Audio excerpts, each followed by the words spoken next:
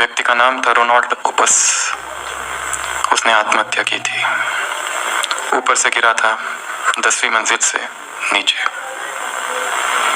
परंतु वो सुसाइड खाली केस नहीं थी। पता चला कि उसको तो गोली लगी है। उसने खत लिख छोड़ा था कि मैं उदास हूँ, बहुत ज़्यादा उदास, इसलिए खुदकुशी कर रहा हूँ।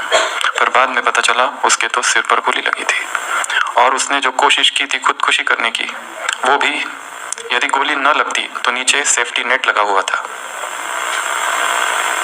तो वो बच गया होता। भले उसने कोशिश जरूर की थी। फिर ये ढूंढा गया कि गोली कहाँ से चली, तो पता चला गोली 9वें मंजिल से चली। केस ने अपना रुख मोड़ लिया। 9वें मंजिल पर कौन है? पता चला वहाँ एक बूढ़े दाम्पत्य रहते हैं। वो दाम्पत्य पति पत्नी, वहाँ से गोली चली है। और इन्वेस्टिगेट किया गया। पता चला उनका उस दिन झगड़ा हुआ था पति पत्नी का। आगे पता चला कि पति ने, उसके पास रिवॉल्वर थी, अपने पत्नी को गोली मार दी, परंतु पत्नी हट गई और वो गोली जाकर रोनाल्ड ओपस को लग गई।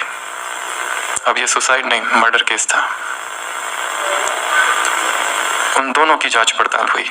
पति ने कहा इस तरह तो हम हमेशा लड़ते रहते हैं और मैं अपनी पत्नी को ऐसे ही बंदूक दिखाकर, रिवॉल्वर दिखाकर हमेशा डराते रहता हूँ, पर हमारी बंदूक में कभी भी गोली नहीं रहती है। बंदूक हमेशा, पिस्तौल हमेशा खाली रहती है।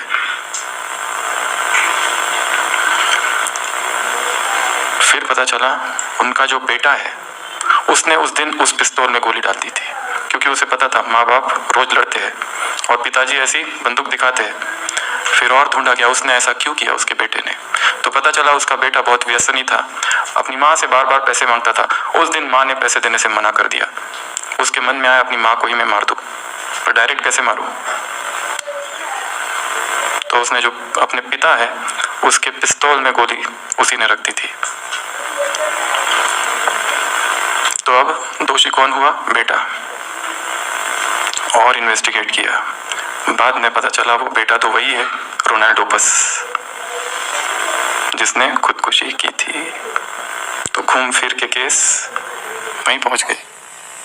उसी ने गोली रखी थी, उसी के पिता ने चलाई और वो गोली उसी को लगी।